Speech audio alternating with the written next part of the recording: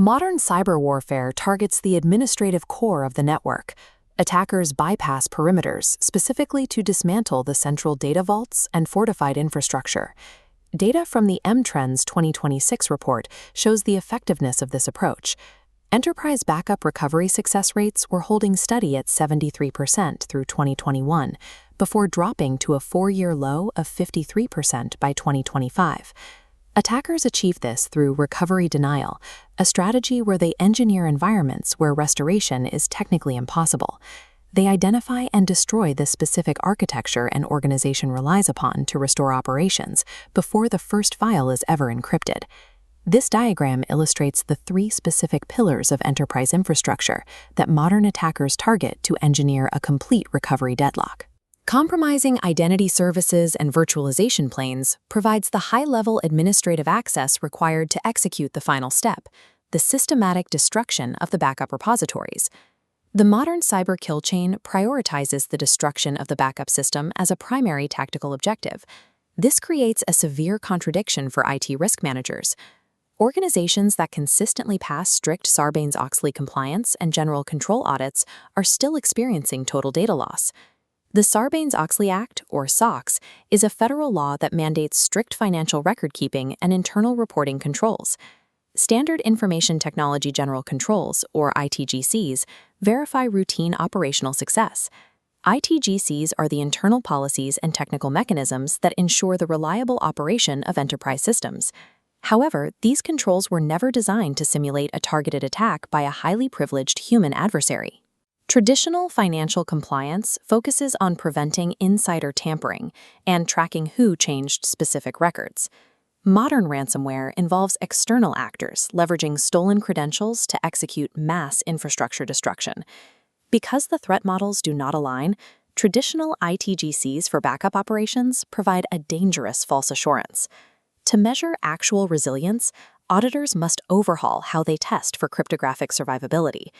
In a standard ITGC audit, an auditor selects a random sample of recent backup locks to verify a success or completed status.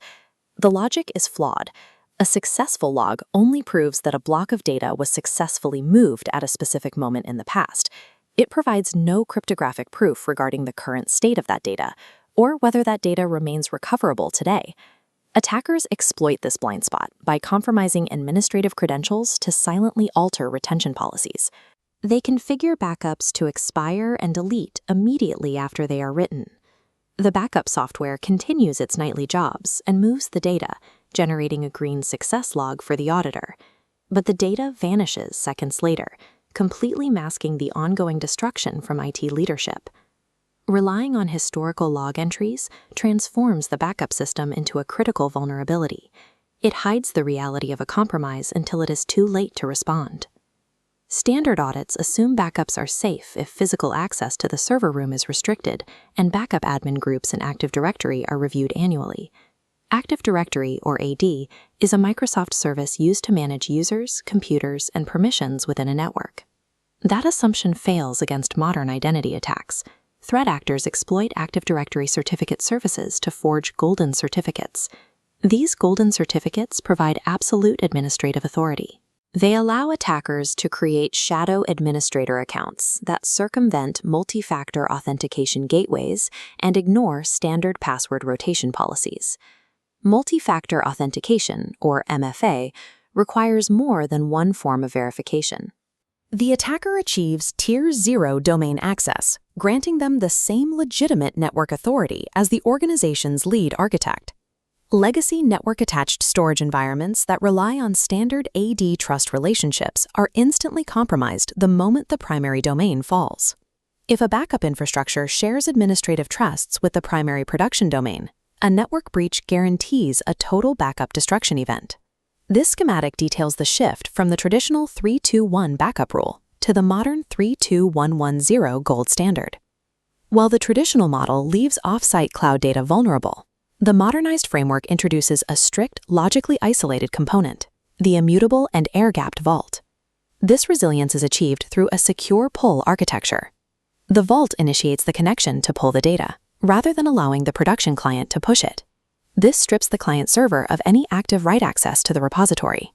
This network inversion renders the backup repository invisible to malware, actively scanning the local network from an infected machine.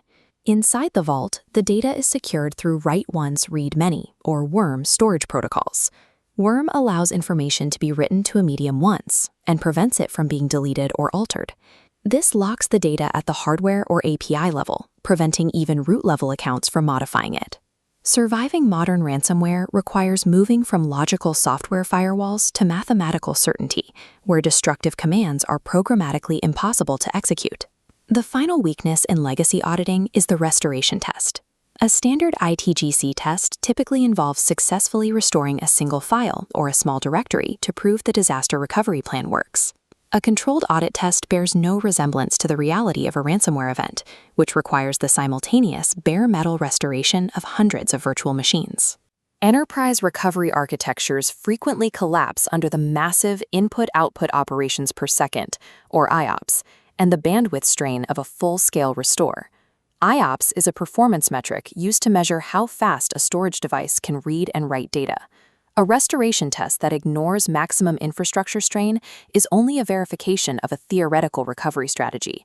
Without testing a full-scale rebuild in a digital cleanroom, the organization has no proven capability.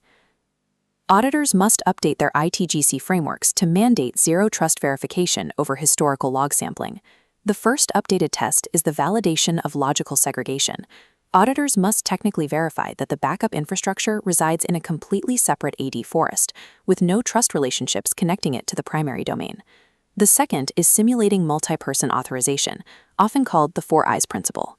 When a highly privileged user attempts a destructive action, they must hit a hard block that requires a secondary, distinct cryptographic approval to proceed. The test only passes if the system successfully blocks the lone administrator and triggers an immediate high-priority alert to the Security Operations Center. Modern access control auditing must evolve from merely tracking who changed data to actively verifying the systemic roadblocks that prevent total data destruction. This table details the shift from traditional disaster recovery to cyber resilience. Analyzing the threat and primary target, we move from predictable physical disruptions to an active adversary destroying backup systems. Consequently, recovery demands zero-trust, isolated recovery environments and fully immutable backups. Auditors must treat enterprise backups as the front line of defense against recovery denial. A perfectly compliant checklist offers no protection if the underlying infrastructure relies on shared administrative trusts.